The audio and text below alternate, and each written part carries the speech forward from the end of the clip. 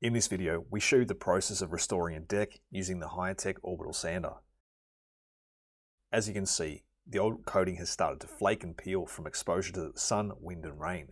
Our goal, a smooth and scratch-free finish to ensure the new coating adheres properly and lasts. For this project, we chose the Hiretech Orbital Sander because it's easy to use for all experience levels and makes it easy to achieve great results. We're also using the Hiretech HT5 Edge Sander and vacuum for the perimeter and kick panels. A total game changer when it comes to restoring decks, especially when you have guardrails, balustrades or staircases. You can hire the full range of Hiretech floor sanders for your next project from your local hire company. Prior to sanding, make sure you have the appropriate safety gear ready.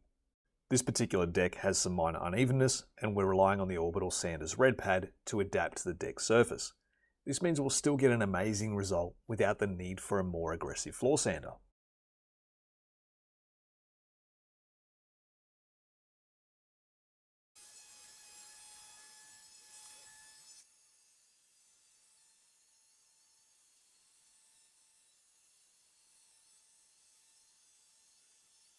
With the old coating removed using 60 grit abrasive, we completed a quick pass with 80 and then 120 grit to ensure a smooth finish before coating.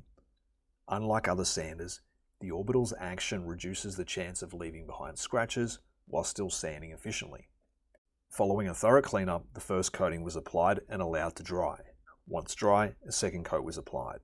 We're really looking forward to seeing this deck with the masking tape removed and the outdoor furniture in place. A full guide on how to install abrasives and dust bags is linked in the description below.